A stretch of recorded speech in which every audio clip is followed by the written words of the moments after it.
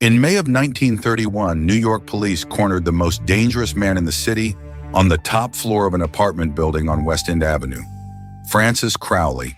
The papers called him Two-Gun Crowley. He had shot a police officer on a country lane for asking to see his license. 150 officers laid siege to the building. They cut holes in the roof and mounted machine guns across the street. For over an hour, gunfire crackled through one of the finest residential districts in New York, while 10,000 people stood below and watched. And while the bullets were coming through the walls, Crowley was writing a letter. He wrote this: "Under my coat is a weary heart, but a kind one that would do nobody any harm." A week earlier, he had emptied his gun into a policeman who had done nothing to him. Two-Gun Crowley did not blame himself for anything. Neither did Al Capone, who said he had spent the best years of his life giving people a good time, and all he got in return was abuse. Neither did the men in Sing Sing. The warden there said almost none of them considered themselves bad men. Every one of them had reasons. So here's the question this whole book hangs on. If the worst men who ever lived will not blame themselves, what do you suppose the person you are about to correct is going to do? Criticism does not fix people. It puts them on the defensive, it wounds their pride, and it builds a resentment that outlasts whatever you were trying to correct. The man who worked this out was not a psychologist and not a captain of industry. He was born on a Missouri farm in 1888, and the family was poor. He rode a horse 3 miles to teacher's college and 3 miles home again every day because there was no money for a room in town. He sold bacon and soap in Omaha. He tried acting. He tried selling trucks, and he was miserable at all of it. What he wanted to be was a novelist. What he became was the instructor of a night class in public speaking at a YMCA in New York, and his students kept asking a different question than the one he was hired to answer. Not how do I speak in front of a room, how do I get along with the people in it? He went looking for a textbook on that. There was not one anywhere. So he wrote the course himself on index cards and rebuilt it for 15 years before any of it became a book. It came out in 1936, in the worst year of the Depression, and it has not been out of print since. And his argument was not sentimental, it was measurable. A study out of Carnegie Institute of Technology found that about 15% of a person's financial success came from technical knowledge. The other 85% came from the ability to deal with people. John D. Rockefeller said the ability to deal with people is as purchasable a commodity as sugar or coffee, and that he would pay more for it than for any other ability under the sun. So the book opens with the principle nobody wants. Do not criticize, do not condemn, do not complain. Abraham Lincoln learned that one early, and he learned it the hard way.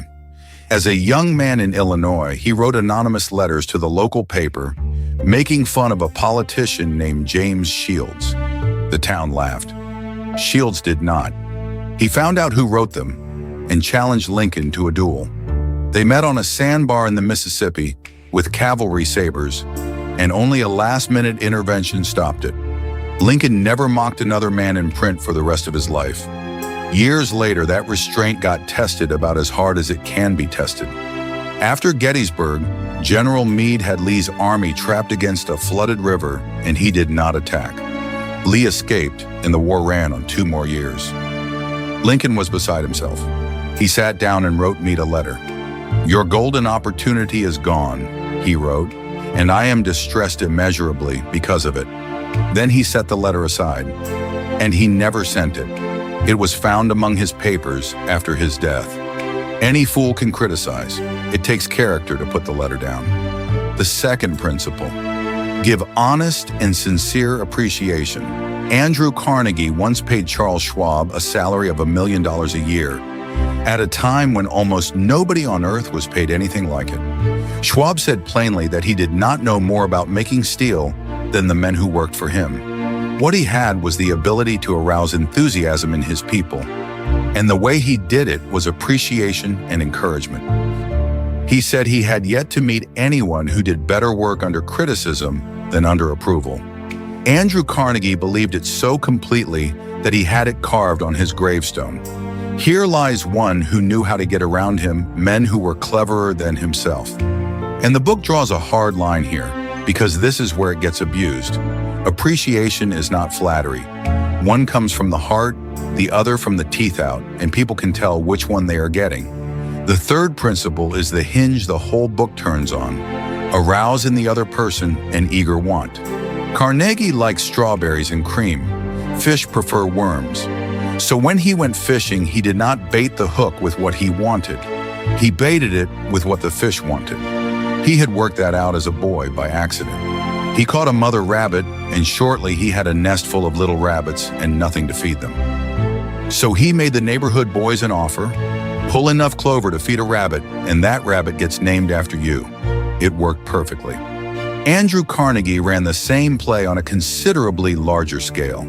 He wanted to sell steel rails to the Pennsylvania Railroad, whose president was a man named J. Edgar Thompson. So Carnegie built a steel mill and named it the J. Edgar Thompson Steel Works.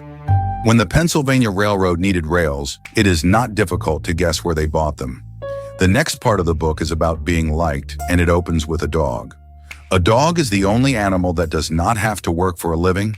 A hen has to lay eggs. A cow has to give milk. A canary has to sing. A dog gives you nothing but love and makes a living at it. You can make more friends in 2 months by becoming genuinely interested in other people than in 2 years of trying to get other people interested in you. Smile. Use a person's name, because to that person it is the sweetest sound in any language. And listen. Encourage other people to talk about themselves and watch what it does. James Adamson wanted a chair contract from George Eastman, the man who built Kodak. He was given 5 minutes.